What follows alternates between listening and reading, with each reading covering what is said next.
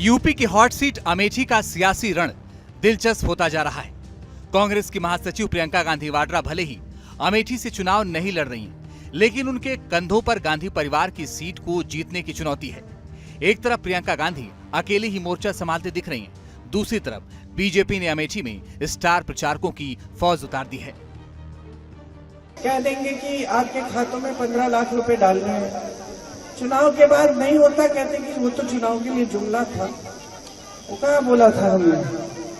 क्योंकि उनको ये एहसास हो गया है कि उनको आपसे वोट लेने के लिए काम करने की जरूरत है। चुनाव के समय आएंगे, आपको बता देंगे धर्म संकट में है। कांग्रेस और सपा के गुमराह में आने की आवश्यकता नहीं, तमाम प्रकार के भ्रम पैदा करेंगे। इन्होंने पिछले 70 वर्षों में केवल भ्रम ही फैलाया है, भ्रम ही फैलाया है। जाति के नाम पर आपस में लड़ा बढ़ा करके, भ्रष्टाचार के नाम पर, अराजकता के नाम पर एक ही बात बोलनी है, जो देश की आवाज है कि जो राम को लाए हैं हम उनको लाएंगे। कांग्रेस ने अमेठी से गांधी परिवार के करीबी किशोरीलाल शर्मा को चुनावी मैदान में उतारा है। केएल शर्मा के नामांकन के वक्त ही प्रियंका गांधी ने साफ कर दिया था कि वो चुनाव होने तक अमेठी में ही रहेंगी, और वो ऐसा कर भी रही हैं। अमेठी में कांग्रेस की जीत सुनिश्चित करने के लिए वो आक्रामक चुनाव प्रचार कर रही हैं। प्रियंका नुक्कड़ सभाएं कर रही हैं, घर घर जाकर लोगों से मिल रही हैं, रोड शो कर रही हैं और जनसभाएं भी। प्रियंका की मेहनत का अंदाजा इसी बात से लगाया जा सकता है कि आज उन्होंने 3 विधानसभाओं में 7 जनसभा को संबोधित किया। बेरोजगारी चरम पे है। 45 सालों में इतनी बेरोजगारी नहीं रही जितनी आज भारत में है।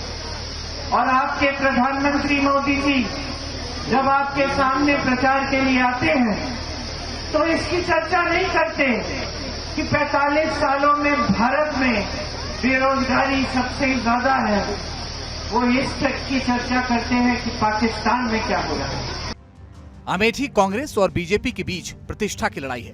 कांग्रेस जहां अपनी खोई सीट फिर से पाना चाह रही है, वहीं बीजेपी यहां अपनी जीत बरकरार रखना चाहती है। बीजेपी उम्मीदवार स्मृति ईरानी के समर्थन में आज जहां जगदीशपुर के मुबारकपुर में मुख्यमंत्री योगी आदित्यनाथ ने जनसभा को संबोधित किया, वहीं बीजेपी के राष्ट्रीय अध्यक्ष जेपी नड्डा ने भी अमेठी में जनसभा की। जो ये कांग्रेसी नेता ये जवाहरलाल नेहरू जी के टाइम से लेकर, इंदिरा गांधी जी के टाइम से लेकर के, सोनिया गांधी जी के टाइम से लेकर के और ये राहुल बाबा के टाइम तक लेकर के ये मांगने वाला भारत था, आज मोदी जी के नेतृत्व में ये देने वाला भारत हो गया, दुनिया को देने वाला भारत हो गया। ये भी हमको अमेठी सीट बीजेपी के साथ साथ स्मृति ईरानी के लिए भी प्रतिष्ठा का प्रश्न है, इसलिए स्मृति ने भी चुनाव प्रचार में दिन रात एक कर रखा है। वो लगातार क्षेत्र के लोगों से मिल रही हैं और राहुल गांधी की अमेठी छोड़ने की बात लोगों को याद दिला रही हैं। अमेठी चुनाव में बागी भी बड़ा खेल कर सकते हैं। बताया जा रहा कि अमेठी से समाजवादी पार्टी विधायक महाराजी प्रजापति ने अलग रूप अपना लिया है। वो परोक्ष रूप से बीजेपी कैंडिडेट स्मृति ईरानी का समर्थन करते दिख रही हैं।